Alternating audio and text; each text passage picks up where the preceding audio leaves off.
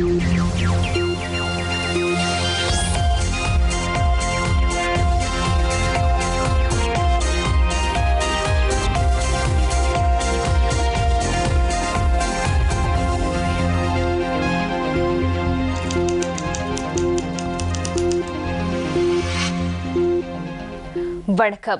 நேயர்களே, நீங்கள் இணைந்திருப்பது இலங்கையின் முதல் தர செய்தி வழங்குனரான நியூஸ் ஃபர்ஸ்டின் பின்னிரவு பிரதான செய்தி அறிக்கையுடன் உங்களுடன் நான் தனுஷியா ஞானசேகரன். விரிவான செய்திகளுக்குள் செல்லும் முன்னதாக முதலில் தலைப்புச் செய்திகள். வரவு செலவு திட்டம் பாராளுமன்றத்தில் சமர்ப்பிப்பு. அரசு ஊழியர்களுக்கு 2500 ரூபாய் கொடுப்பனவு. வெளிநாட்டில் பணிபுரிபவர்கள் மற்றும் புதிதாக திருமண பந்தத்தில் இணைவோருக்கு வீட்டுக்கடன். வடக்கு கிழக்கு மலையகம் உள்ளிட்ட பகுதிகளில் வீடமைப்பு திட்டங்களை முன்னெடுக்க 24 பில்லியன் ஒதுக்கீடு.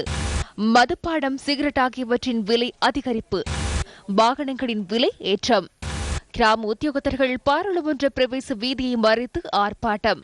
MKM மன்சூர் தொடர்ந்தும் அந்த பதவியை வகிக்க முடியாது என திருகோணமலை மேல் நீதிமன்றம் உத்தரவு.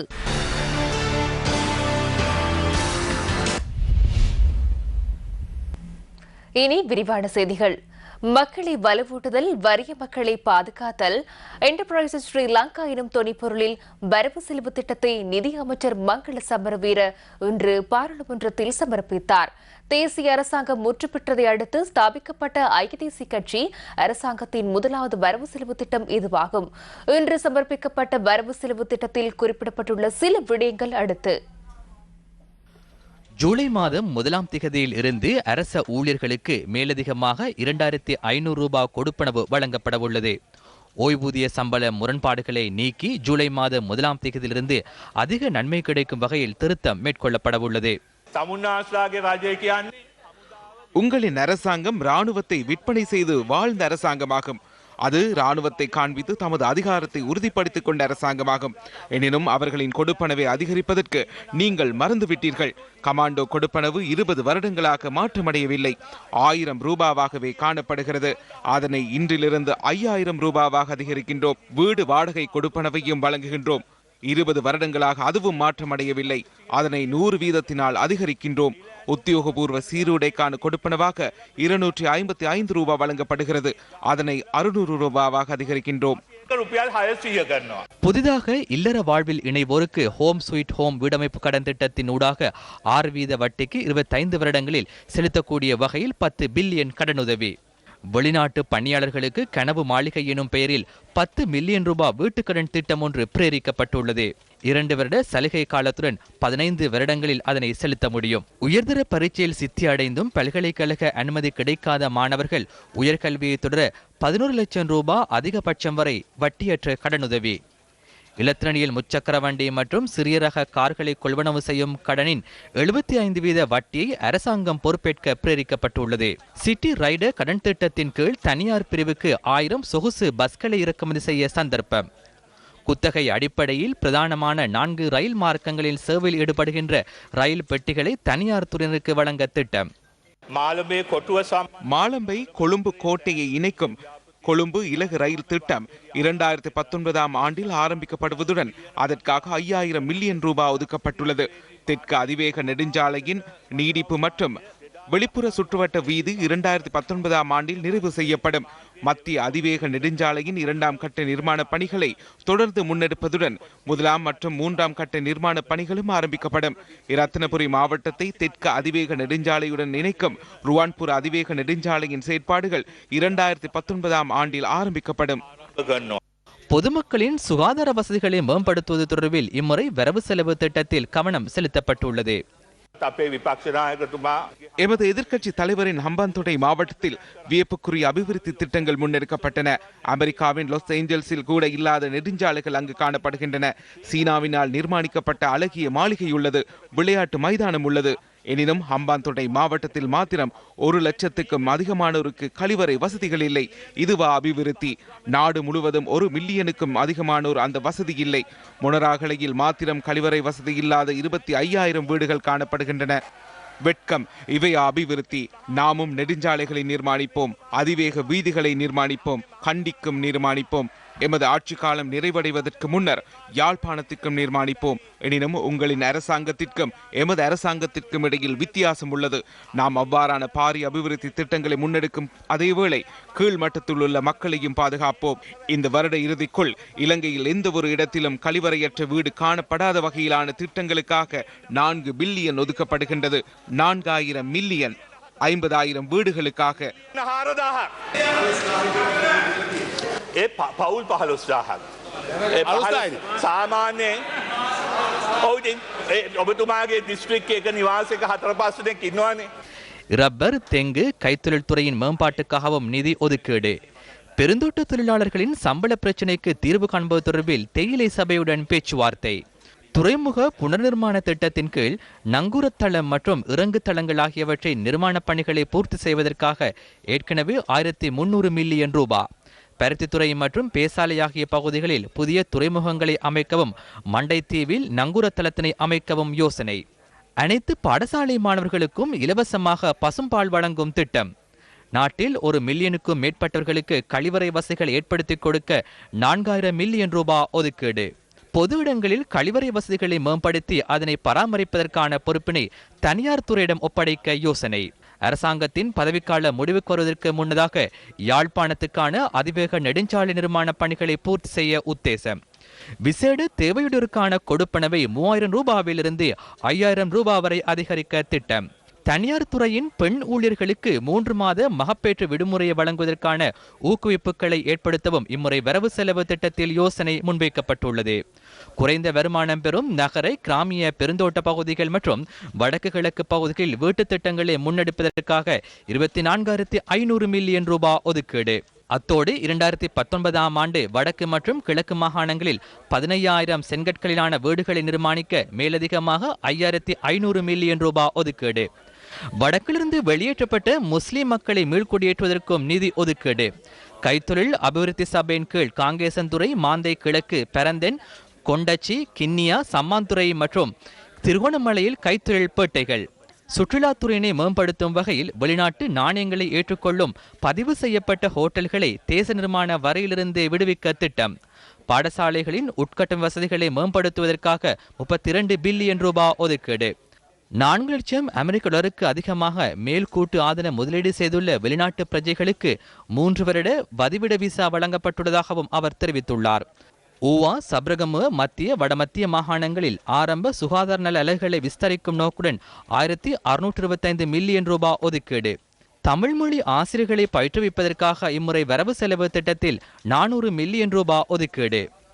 சுவசரிய ஆம்புலன்ஸ் சேவையை மேம்படுத்துவதற்காக மேலும் 600 மில்லியன் ரூபாய். அறுவைக்காடு கழிவகற்றல் திட்டத்தின் மூலம் கொழும்பு மாநகரின் குப்பைகளின் பிரச்சினைகளுக்கு தீர்வு. யாழ் பழைய மாநகர சபை கட்டடத்தை மீள புனரமைக்க 700 மில்லியன் ரூபாய் ஒதுக்கீடு. கல்முனை, சம்மாந்துறை, வாழைச்சேனை மற்றும் தலைமன்னார் நகர் அபிவிருத்தி திட்டங்களுக்கு மேலும் ஒத்துழைப்பு வழங்கப்படும் எனவும் வரவு செலவு திட்டத்தில் குறிப்பிடப்பட்டுள்ளது. மாலம்பி மற்றும் கொழும்பு கோட்டையை இணைக்கின்ற கொழும்பு நகர இலகு ரயில் போக்குவரத்து சேவையை ஆரம்பிப்பதற்காக 5000 மில்லியன் ரூபாய் ஒதுக்கீடு. பிரதமரின் செயலகத்தில் இயங்கும் நல்லிணக்க பொறுமுறை ஒருங்கிணைப்பு செயலகத்தின் மூலம் விழிப்புணர்வு மற்றும் தெளிவுபடுத்தல் நிகழ்ச்சிக்காக 200 மில்லியன் ரூபாய் ஒதுக்கப்பட்டுள்ளது. காணாமல் போன அலுவலகம் உருவாக்கப்பட்டு அவர்களது பிரச்சினைகள் தீர்க்கப்படும் வரையில் மாதாந்தம் 6000 ரூபாய் கொடுப்பனவு. வடக்கு கிழக்கு மாகாணங்களின் அபிவிருத்தியினை துரிதப்படுத்தும் முகமாக 2 வருட காலப்பகுதியில் 5000 மில்லியன் முதலீட்டின் துரித அபிவிருத்திக்காக பனை நிதியம் அமைக்க திட்டம். மன்னார் கட்டுக்கரை குளத்தினை புனரமைக்க திட்டம். வடக்கு மற்றும் கிழக்கில் பகுதியளவு நிர்மாணிக்கப்பட்ட அல்லது அழிவுற்ற வீடுகள் நிர்மாணிப்பதற்கு ஒத்துழைப்பு வழங்குவதற்கும் ஏற்கனவே நிர்மாணிக்கப்பட்ட வீடுகளுக்கு நீர் மற்றும் மின்சார வசதிகளை வழங்குவதற்குமாக 2000 மில்லியன் ரூபாய் ஒதுக்கீடு. திருகோணமலை, அம்பாறை, மட்டக்களப்பு, யாழ்ப்பாணம், முல்லைத்தீவு, கிளிநொச்சி, வவுனியா, மன்னார், குருநாகல், புத்தளம், அனுராதபுரம் மற்றும் பொலனறுவை மாவட்டங்களில் வறட்சியினால் பாதிக்கப்பட்ட குடியிருப்பாளர்கள் பெற்றுக்கொண்ட சிறு நிதி கடனில் 2018 ஜூன் மாதத்திலிருந்து ஆக குறைந்தது 3 மாதங்கள் நிலுவையும் விலக்களிக்க நடவடிக்கை.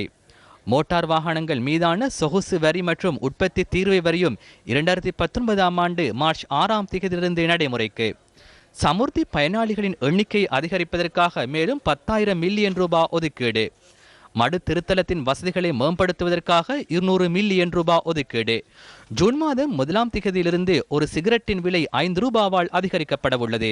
அதிவிசேட சாராயத்தை தவிர்ந்த ஏனைய மதுபானங்களின் விலையும் அதிகரிப்பு. புதிய வரவு செலவு திட்டம் சமர்ப்பிக்கப்பட்டுள்ள நிலையில் சில வாகனங்களின் விலைகள் உயர்வடையும் நிலை ஏற்பட்டுள்ளது.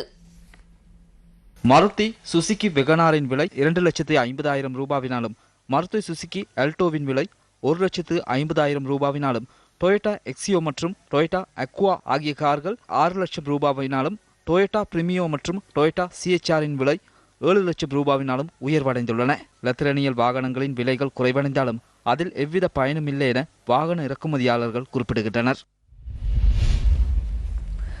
இலங்கை ஐக்கிய கிராம உத்தியோகத்தர்கள் சங்கம் இன்று பாராளுமன்ற பிரவேச வீதியை மறைத்து நடத்திய எதிர்ப்பு நடவடிக்கையினால் பாராளுமன்ற உறுப்பினர்கள் சிலர் தமது வாகனங்களிலிருந்து இறங்கி போலீஸ் பாதுகாப்புடன் பாராளுமன்றத்திற்கு செல்ல நேரிட்டது. පාර්ලිමේන්තුව කතා කරනවා කියලා අපිට පොරොන්දුවක් වෙලා සර් මෙතන යන්න අපි යවන පාර පාරට දෙනවා සර් පොරොන්දුවක් දෙන්න නෑ නෑ එහෙම බෑ සර් ඉන්නේ මේ විදිහට නෙවෙයි මල අපි ගෙලින් නෑ තාම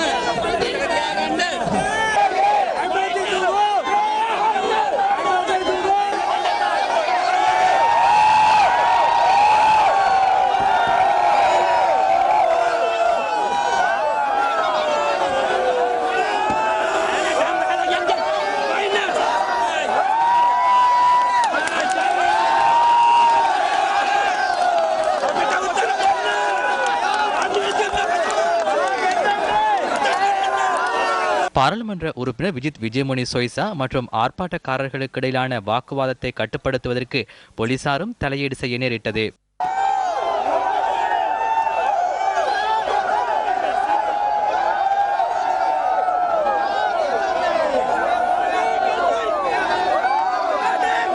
ஐக்கிய தேசிய கட்சியின் பாராளுமன்ற உறுப்பினர் ஆசு மாரசிங்கவுக்கும் எதிர்ப்பு தெரிவிக்கப்பட்டது.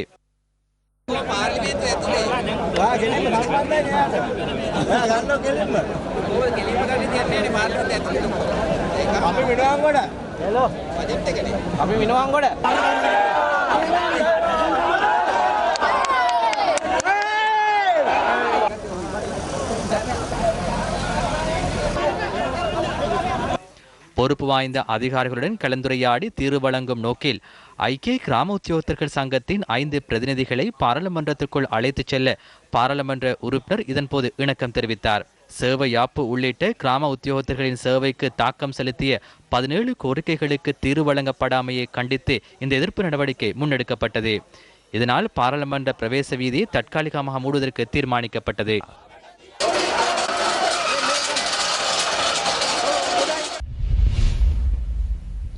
உழைக்கும் பெண்கள் முன்னணியின் ஊடக சந்திப்பு இன்று வவுனியாவில் நடைபெற்றது.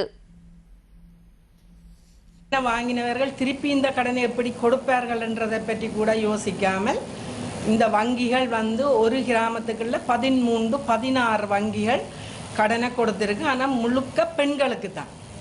ஆனால் பெண்கள் இந்த கடனை ஒரு வங்கியில் கடனை எடுத்து அதை கட்ட இல்லாமல் அடுத்த வங்கி இந்த 2 வங்கி கடனையும் கட்ட இல்லாமல் இன்னொரு வங்கி, இப்படியே 13, 15, 16 வங்கிகளில் கடன் பெற்றிருக்கணும். கஷ்டப்படுத்தி வற்புறுத்தி குறுகிய காலத்துக்குள்ள நிறைய பெண்கள் தற்கொலை செய்து கொண்டார்கள்.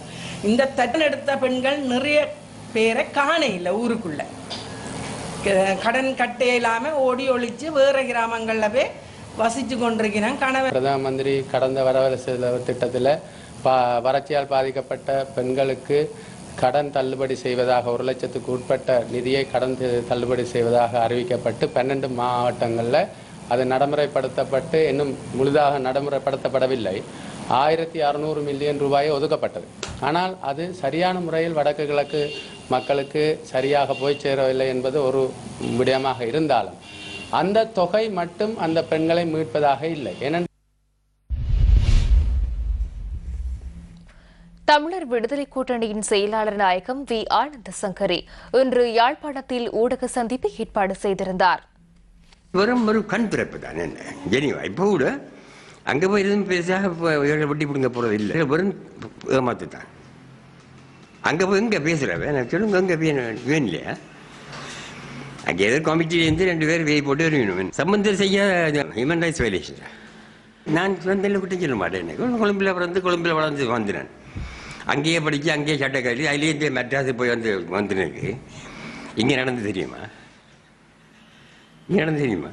வேலை இல்லாத தான் புள்ளியை சேர்ந்தான். அப்படியா? ஒவ்வொரு எம்பியும் ரிசைன் பண்ணணும். ஒருத்தருக்கும் தொடர்ந்து எம்பி பதவி வகிக்கின்ற தகுதி இல்லை. என்ன சுதந்திரம் பற்றி கிளியார் தெளிவாக சொல்லியிருக்கிறார். விடுதலை புலிகள் தான் கூடுதலான மக்களை கொண்டார்கள் என்று. இதுக்கு என்ன ஆதாரம் இருக்கு? அவர் இதுவரை மறக்கல. கிழக்கு மாகாண முன்னாள் கல்வி பணிப்பாளர் MKM மன்சூர் தொடர்ந்தும் அந்த பதவியை வகிக்க முடியும் என திருகோணமலை மேல் நீதிமன்றம் இன்று உத்தரவிட்டுள்ளது. கிழக்கு மாகாண கல்வி பணிப்பாளராக நியமிக்கப்பட்ட ATA நிசாம் அந்த கடமையை ஆற்றக்கூடாது எனவும் கட்டளை பிறப்பித்துள்ளது. புதிய ஆளுநர் MLM இஸ்புல்லாவினால் வழங்கப்பட்ட நியமன கடிதம் மற்றும் இடமாற்ற கடிதத்தை நடைமுறைப்படுத்தக்கூடாது என இடைக்கால தடை உத்தரவு பிறப்பிக்கப்பட்டது. கிழக்கு மாகாண முன்னாள் கல்வி பணிப்பாளர் MKM மன்சூர் தாக்கல் செய்திருந்த ஆணை வழக்கு திருகோணமலை மேல் நீதிமன்ற நீதிபதி மாணிக்கவாசகர் இளஞ்செழியன் முன்னிலையில் இன்று விசாரணைக்கு எடுத்துக் கொள்ளப்பட்டது. கிழக்கு மாகாண முன்னாள் ஆளுநர் ரோஹித போகோல்லகமவினால் கிழக்கு மாகாண கல்வி பணிப்பாளராக MKM மன்சூர் 2018ஆம் ஆண்டு செப்டம்பர் மாதம் 30ஆம் தேதி நியமிக்கப்பட்டார். போகோல்லாகம பதவியிலிருந்து நீங்கியதன் பின்னர் கிழக்கு மாகாண புதிய ஆளுநராக MLM ஹிஸ்புல்லா நியமிக்கப்பட்டார். இதனையடுத்து கிழக்கு மாகாண கல்வி பணிப்பாளராக இருந்த MKM மன்சூர் கடந்த ஜனவரி மாதம் 31ஆம் தேதி நீக்கப்பட்டு புதிய கல்வி பணிப்பாளராக ATA நிசாம் நியமிக்கப்பட்டார். கல்வி பணிப்பாளராகவிருந்த MKM மன்சூருக்கு சிரேஷ்ட உதவி செயலாளர் பதவி வழங்கப்பட்டது. இதனையடுத்து MKM மன்சூர் திருகோணமலை மேல் நீதிமன்றத்தில் ஆணை வழக்கு தாக்கல் செய்து சில விடயங்களை சுட்டிக்காட்டியிருந்தார். அதற்கமைய ஆளுநரின் செயற்பாடு இயற்கை நீதி கோட்பாட்டுக்கு முரணானது, தன்னை பதவியிலிருந்து நீக்குவதற்கு காரணம் தெரிவிக்கப்படவில்லை, பதவி நீக்கும் பொழுது எதுவிதமான விளக்கமும் தரப்படவில்லை, தனக்கு வழங்கப்பட்ட புதிய பதவி ஆணை மனுவை விசாரித்த நீதிபதி மாணிக்கவாசகர் இளஞ்செழியன் உடனடியாக அமலுக்கு வரும் வகையில் புதிய கல்வி பணிப்பாளர் கடமையாற்றக்கூடாது என உத்தரவிட்டார். முன்னாள் ஆளுநர் ரோஹித போகோல்லகமவினால் நியமிக்கப்பட்ட MKM மன்சூர் தொடர்ந்தும் கிழக்கு மாகாண கல்வி பணிப்பாளராக செயற்பட முடியும் எனவும் நீதிமன்றம் உத்தரவு பிறப்பித்துள்ளது. ஆளுநர், கிழக்கு மாகாண கல்வி அமைச்சின் செயலாளர், கிழக்கு மாகாண கல்வி பணிப்பாளர், சட்டமா அதிபர் ஆகியோரை இம்மாதம் 19ஆம் தேதி நீதிமன்றத்தில் ஆஜராகுமாறு நீதிபதி இளஞ்செழியன் உத்தரவிட்டுள்ளார். பெருந்தோட்ட தொழிலாளர்களின் அடிப்படை சம்பளத்தை 1000 ரூபாவாக அதிகரிக்க கோரி மலையக தன்னெழுச்சி இளைஞர்களினால் கையெழுத்து சேகரிக்கும் நடவடிக்கை இன்று முன்னெடுக்கப்பட்டது. நோவுட் வெஞ்சர் தோட்டத்தில் கையெழுத்து சேகரிக்கும் நடவடிக்கை முன்னெடுக்கப்பட்டது. தோட்ட தொழிலாளர்களின் சம்பள அதிகரிப்பை கோரி மலையக இளைஞர்கள் கடந்த மாதம் 12ஆம் தேதி முதல் மலையகத்தின் பல்வேறு பகுதிகளிலும் கையெழுத்து சேகரிக்கும் நடவடிக்கையில் ஈடுபட்டு வருகின்றனர். மலையக நாடாளுமன்ற உறுப்பினர்களுக்கு நாங்கள் கூறுவது என்னவென்றால், வெறுமனே அமர்ந்திருக்காது, எமது தோட்ட தொழிலாளரின் அடிப்படை பிரச்சனை 1000 ரூபா சம்பளத்தை பற்றி நீங்கள் கதைக்க வேண்டும். கதைக்காது பொய்யாக அமர்ந்து கொண்டிருக்க வேண்டாம். அத்தோடு நிலுவைத் தொகையாக இருக்கின்ற சம்பளத்தை என்ன செய்தீர்கள்? மக்களுக்கு பகிர்ந்தளிக்கப் போகின்றீர்களா அல்லது நீங்களே பெற்றுக்கொள்ளப் போகின்றீர்களா என்ற தெளிவையும் மக்களுக்கு தெளிவுபடுத்த வேண்டுவதோடு, ஒவ்வொரு தோட்டமாக இந்த பொய்யாக வாக்குறுதிகளை வழங்கி மக்களை காட்டி கொடுத்த தலைமைகள் இன்று மக்களை சந்தித்து பொய்யான வாக்குறுதிகளை வழங்கியும் பொய்யான பிரச்சாரங்களையும் மேற்கொண்டு வருகின்றது. 1000 ரூபா வாங்கி கொடுக்குறேன், 1000 ரூபா வாங்கி கொடுக்குறேன்னு அந்த முடக்கலையும் இந்த முடக்கலையும் மாலையை போட்டு கூட்டிக்கிட்டு வந்து எங்களுக்கு போட்டு தரேனவங்களே இன்னைக்கு பிறண்டுக்கிட்டாங்க. யாரும் ஓட்டும் கேட்க வேணாம், நாங்கள் போடவும் வேணாம், நாங்கள் திங்கலாம கடன் செத்தா கூட பரவாயில்ல, எங்களுக்கு எதுவும் செய்ய வேணாம். திருகோணமலை மூதூர் சம்பூர் மகா வித்தியாலயத்தின் இல்ல விளையாட்டு போட்டி இன்று நடைபெற்றது.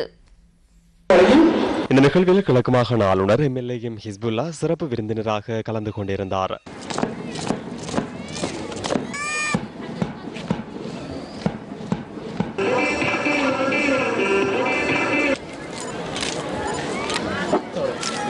இந்த பிரதேசம் பல்வேறுபட்ட யுத்தங்களை, சுமைகளை தாங்கிய ஒரு பிரதேசம். இன்னும் அந்த வடுக்களை நாங்கள் வீதிகளிலே வருகின்ற போது அடையாளம் காணக்கூடிய ஒரு பிரதேசம். இந்த பிரதேச மக்களுடைய மீள்குடியேற்றம், அவர்களுடைய வீட்டு பிரச்சனை, அடிப்படையோடு சம்பந்தப்பட்ட பிரச்சனைகள், குடிநீர் பிரச்சனை போன்றவைகள் என்னிடத்திலே முன்வைக்கப்பட்டது.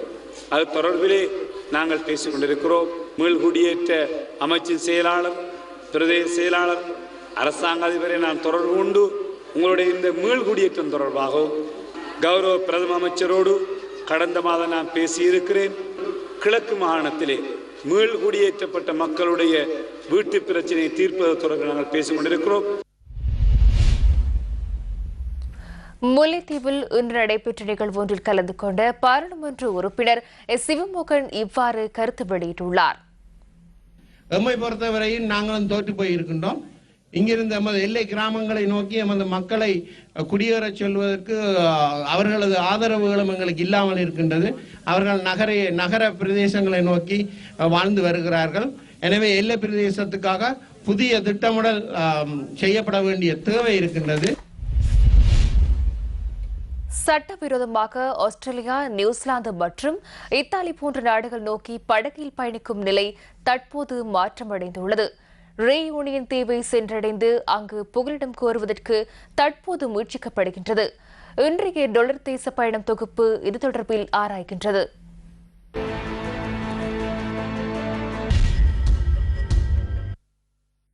ஆஸ்திரேலிய புகலிட கோரிக்கையாளர்கள் தடுப்பு முகாம்களில் இன்னல்களை எதிர்நோக்குவதனால் தற்போது ரீயூனியன் தீவு மீது கவனம் செலுத்தப்படுகின்றது.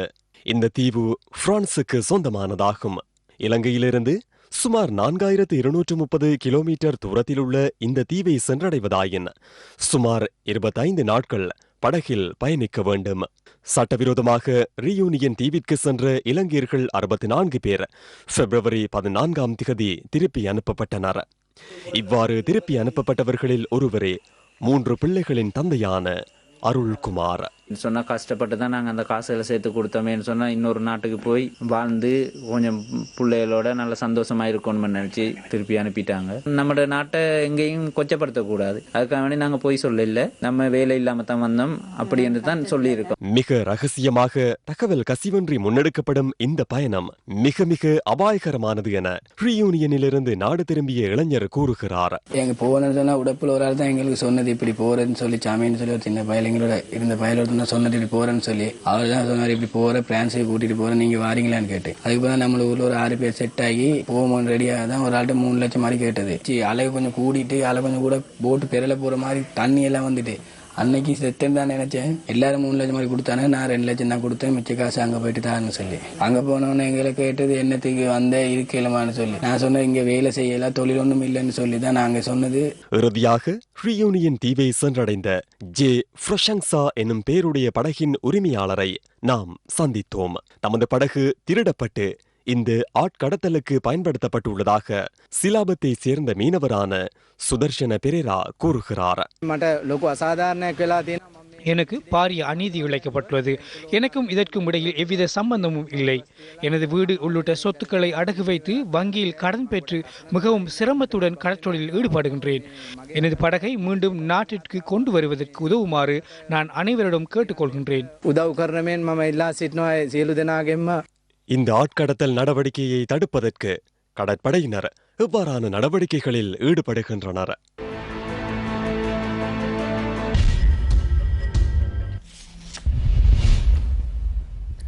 கடந்த ஜனவரி மாதம் சவுதியில் இடம்பெற்ற விபத்தில் உயிரிழந்த மட்டக்களப்பைச் சேர்ந்த கந்தசாமி நேசராசாவின் உடல் நேற்று நாட்டிற்கு கொண்டு வரப்பட்டது. சவுதி அரேபியாவிலிருந்து நேற்றிரவு உடல் நாட்டிற்கு கொண்டு வரப்பட்டது. மட்டக்களப்பு செங்கலடி மாவெடி வேம்பு பகுதியைச் சேர்ந்த 38 வயதான கந்தசாமி நேசராசா வறுமை காரணமாக 2016ஆம் ஆண்டு சவுதி அரேபியாவிற்கு சென்றார்.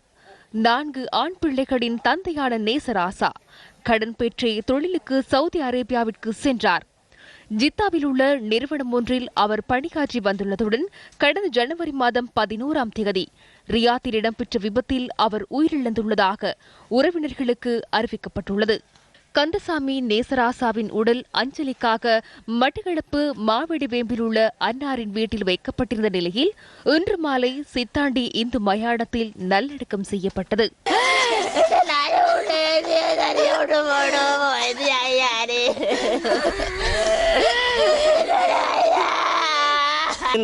நாளைக்கு வருமா இன்றைக்கு வருமானு கடன் கஷ்டப்பட்டு போனாங்க அந்த நிலைமை இருந்தவங்க. ஆனா உண்மையிலே அந்த சத்திரிவி உண்மையிலே கண்டுபிடிச்சு வந்து செஞ்சு சரியா 1.5 மாசம் அதாவது 45 நாள் வந்து உடனடியாக அந்த பொடி வந்து எங்களுக்கு இன்றைக்கு சேர்ந்து இன்றைக்கு நாங்கள் நடக்கம் பண்ணிட்டு வந்தால் இன்றைக்கு நாங்கள் இந்த இதை வந்து கழிச்சிட்டிருக்கிறோம். கிளிநொச்சி மலையாளபுரம் கிராமத்திற்கு நேற்றிரவு காட்டு யானையினால் பாரிய அச்சுறுத்தல் ஏற்பட்டுள்ளது. இந்த பகுதிக்கு நேற்றிரவு 3 காட்டு யானைகள் உட்புகுந்துள்ளன. இதனால் இந்த கிராமத்தில் இருந்த தென்னை, ரப்பர் உள்ளிட்ட பயன் தரும் மரங்களுக்கு சேதம் ஏற்பட்டுள்ளதாக கிராம மக்கள் குறிப்பிடுகின்றனர். இந்த 2 காணியையும் தான் கூடுதலாக அழிச்சது. அதுக்கப்புறம் தண்டப்பாட்டுக்கு வேலியில் முறிச்சு கொண்டு யானை போயிட்டுது. சாணம் 100 தென்னைக்கு மேலே அழிஞ்சிருக்கு. 3 யானை வந்திருக்கு. 15 வருஷ காலமாக எங்களை இதுக்குள்ள இந்த மாதிரி யானை வந்ததே கிடையாது. 15 வருஷத்துக்கு மேற்பட்டது. இடம்பெயர்ந்து போகிற மூட்டம் தான் இந்த யானை இங்கே வந்தது. இதுக்கு கிளிநொச்சி உதயநகர் பகுதியில் ஒருவர் வெட்டி கொலை செய்யப்பட்டுள்ளார். இன்று காலை இந்த சம்பவம் இடம்பெற்றுள்ளதாக போலீசார் தெரிவித்தனர். கிளிநொச்சி கூட்டுறவு சபை காப்புறுதி நிறுவனத்தின் முகாமையாளரான வவுனியா வேப்பங்குளத்தைச் சேர்ந்த 33 வயதான ஒருவரே கொலை செய்யப்பட்டுள்ளார். குடும்ப தகராறு காரணமாக இந்த கொலை சம்பவம் இடம்பெற்றுள்ளதாகவும் போலீசார் தெரிவித்தனர். சம்பவத்துடன் தொடர்புடைய உறவினரை கைது செய்வதற்கான நடவடிக்கைகள் முன்னெடுக்கப்பட்டுள்ளதாகவும் போலீசார் குறிப்பிட்டனர். கொலை சம்பவம் தொடர்பிலான மேலதிக விசாரணைகளை கிளிநொச்சி போலீசார் முன்னெடுத்து வருகின்றனர்.